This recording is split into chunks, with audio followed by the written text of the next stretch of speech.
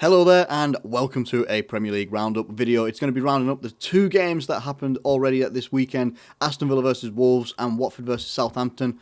I completely didn't even know the FA Cup was taking place this weekend, so apologies for not doing a preview on that one. I honestly just didn't know it was happening. I really didn't. I've been focused that much on the Premier League itself.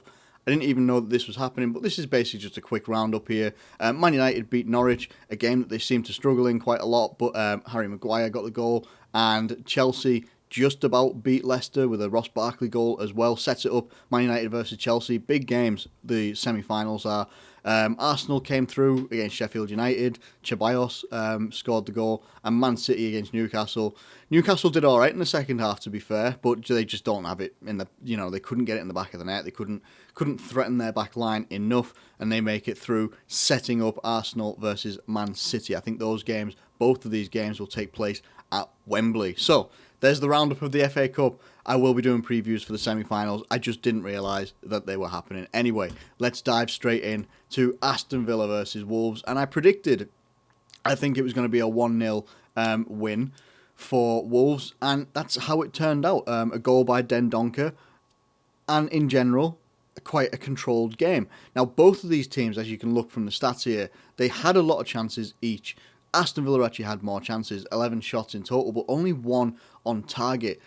2 on target for Wolves. Now, 2 on target for Wolves is it's not much of an improvement, but they've got better quality players. Now, the fact that it was Den Donker that scored for Wolves, alright, maybe you wouldn't be expecting that to hit the back of the net or whatever, but in the end, that's what they did. They have got the better players, the better quality players. It's up in the air who created the better chances, who actually had the better chances, but the point is that Wolves put it in the back of the net. Before, for the preview and that, what I said about Villa is the problem they have is putting it in the back of the net. They don't have people up front for them that are going to put it in the back of the net. At least, with Wolves, whether they decide to start Traore or not, or they decide to start, rest a couple of players here and there, they generally have someone who's going to put it in the back of the net. Now, obviously, it wasn't Raul Jimenez in this point of view, but they will have people in and around the box that will put it in the back of the net.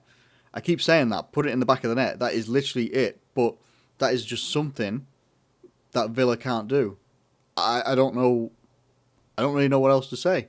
It's just one of those things. I don't. It is the big downfall for Villa. It really, really is. And when they're making substitutions that come on and they don't have the impact that you expect them to as well, it's just not great, is it? It's just not great, and it really leaves them in a poor position at the moment. We'll come on to the Watford game as well in a minute, but it just leaves them in a poor position where, again, they're still on 27 points. I think ever since I've started redoing these previews, since the Premier League restarted back, they've been on 27 points. These guys have been on 27 points. No, they were on 26 points, or 25 points. Picked up a point against Sheffield United. So I think they were on 26 points. But still, 27, 27, 27, 28. These guys are not doing too well at all, and they are just not picking up points that they need either. If you don't have people to put it in the back of the net, you've got to have people that are going to defend you. Now, I might be biased because Pepe Reina used to play for Liverpool, but the performances that Nyland has been putting in lately, where he's been mis-throwing the ball and throwing it out into the wrong places, the wrong areas, and putting themselves and the defence at danger, that this has to change. I know Pepe Reina hasn't done the best since he went to Villa, but he's got to be better than Nyland. Let me know what you think in the comments below. But and no offence to the lad either. I don't know if he's a young lad or not. But this has to change. They have to change something up right now. They've got 7 games left to go, I think. They've got 6 games left to go, so that's even worse. 6 games to go they have to try and turn around their form, and I don't see it happening. But hey, let me know what you think in the comments below. Another standard routine win, really, for Wolves. Obviously, Man United were playing in the FA Cup this weekend, so they haven't played a Premier League game. Wolves have now gone above them, but, they've got a game in hand here. So we don't know what's going to happen there. But Wolves are picking themselves right back up from where they left off pretty much when the Premier League stopped, and now it's restarted. They've done well. I think they've kept clean sheets in every single one of their games. They have. That's absolutely incredible. All right, it's only 2-0, 1-0, 1-0. That doesn't matter. Clean sheets and picking up victories. They're doing everything right. So massive congratulations to Wolves on that one. For Villa, it's the same old. The only way they're going to improve is start trying to put the ball back in the net. You're creating the chances. You created more chances than Wolves. And you've got 8 shots off target, 2 blocked shots, and 1 on target. I don't know what else you can do. And defensively, they have to get better. But if you've got a terrible defence, Kevin Keegan, football, Newcastle, just go try and outscore your opponent. It's the only way that they're going to survive, in my opinion. We move on to Watford versus Southampton. And Southampton walked away with this one 3-1. And it was the Danny Ings show. Danny Ings was absolutely on fire in this game. And it says everything when it was 3-1 and Southampton scored all the goals. It really does. Bednarek getting scoring an own goal as well. But Ward-Prowse scoring a very, very good goal as well. It was just a very good performance by Southampton. It really was. Take that own goal out and this is just all Southampton. Watford have 8 shots in total. Blocked shots, 6, but off target 2. No shots on target. No shots testing Alex McCarthy, who made a big mistake against Arsenal as well in their previous game. You've got to test that goalkeeper as well, and they just didn't do enough. They did not do enough. When you've got, and to be fair, they put out a pretty similar lineup to the one they had in the previous game against Burnley, and they didn't do as bad in that game. But I look at that lineup and I think, wow, Decore, Troy Deeney, Pereira, Ismaia Sarr, if that's his name. They've got players here that can perform, can score goals. All right, Danny Welbeck isn't, the best player in the world, but still can be a goal threat. And you're just looking at it like, do you have to change something system-wise? If they are actually lining up in a 4-2-3-1, you've then got to start questioning, is it actually working for you? Defensively, it's quite clearly not. You concede 3 goals. Going forward, it's not getting the best out of you anyway. With a 4-2-3-1, you can find it.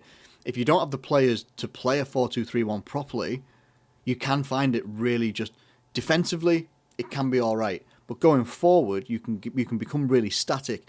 And when you've got someone like a Troy Deeney, not the most mobile person in the world, Decore, similar sort of thing, Sarr is a very mobile player, but is still quite inexperienced in the Premier League, and sometimes looks like he's never seen what a goal is when he plays. And I don't mean that offensively at all. It just sometimes is how he comes across when he plays. He looks at the goal, doesn't know where to put the ball. Finding passes into the forward players. Just doesn't seem to... Will Hughes, yeah, he got the higher rating out of everybody on the pitch for Watford. Doesn't take much doing, though, when... the rest of the team are performing pretty poorly. Ben Foster didn't have a good game either. Just generally, Watford aren't having a good time. And Watford are now... They were in a position where they could have got away. And a couple of times since they've come back, they could have got themselves away. Got themselves up here with Brighton into the Newcastle sort of... into this sort of area over here. They could have. But now... They face the very real prospect of Bournemouth and West Ham having a game in hand on Watford and them getting dragged right into the 18th position. Bournemouth still have a lifeline and so do West Ham because of Watford. And before this whole, when the Premier League was restarting, Watford were the team I thought were going to be the ones that go clear because of Nigel Pearson and what he's done since he came into the Premier League and took over these guys. I don't know what else to say. For some reason, they properly dropped off a cliff, and they need to maybe change something, freshen something up. I don't know how they do that. I don't know their team well enough in terms of personnel to be able to say how that they would do that. Southampton, though, don't need to change a thing. Southampton are doing well. Southampton have picked themselves back up after losing against Arsenal. Picked themselves back up. They're on 40 points, so you'd say they're definitely safe from relegation anyway because of how these guys are performing. And they're not too far away from getting themselves back up. They're 3 points away from Arsenal. All right, Arsenal have a better goal difference and all that lot. But Southampton could quite easily jump themselves up into 10th position in their next set of games, depending on what happens with Everton, Burnley and Crystal Palace and Arsenal themselves in the Premier League as well. But yeah, like the Southampton, they're in a decent position. They're in a better position than they have been in most of the recent seasons. So I don't think they've really got much to be concerned about, which should lead to a couple of games here or there for the rest of this season where they can just go and express themselves, have fun. Yeah, no worries for Southampton, I don't think, and especially with Danny Ings and the form that he's in, gets a sniff of goal right now, and it's in the back of the net. I love Danny Ings, like the fact that he played for Liverpool, and I really, really wish it had worked out for him at Liverpool. He would be such a great option for us. I still but firmly believe, but I'm so glad that it's working out for him, and I think he's only like maybe 1 or 2 goals or something like that behind Jamie Vardy right now. Let's have a look. I don't actually know if I can actually see who the top goal scorer is. Goals? Yeah, Danny Ings. He's 1 goal behind Jamie Vardy and ahead of Mo Salah and Aubameyang. That is excellent. That is absolutely excellent. It really, really is. That is fantastic, honestly. He's got 2 assists to his name as well, 20 goal contributions in all competitions. Fantastic, brilliant. I'm really happy for Danny Ings there as well. So hey, that's the end of this review of the Premier League games. Other games are taking place as well. There's a game tonight, I can't remember who it is, and then there's a game tomorrow night as well. And then there'll be more previews coming as well. So you get a review tomorrow once the game happens tonight. But for now, let me know what you think of all the games that have happened so far and everything in between, like the FA Cup, all that sort of business as well. There's going to be some Liverpool videos going up on the channel this week as well, looking at some comparisons for players that may come in the next transfer window and some different options if they don't come in as well. Thank you ever so much for watching this video. If you have enjoyed it, please do like it and subscribe if you're new around here. Thank you once again, and I'll catch you later.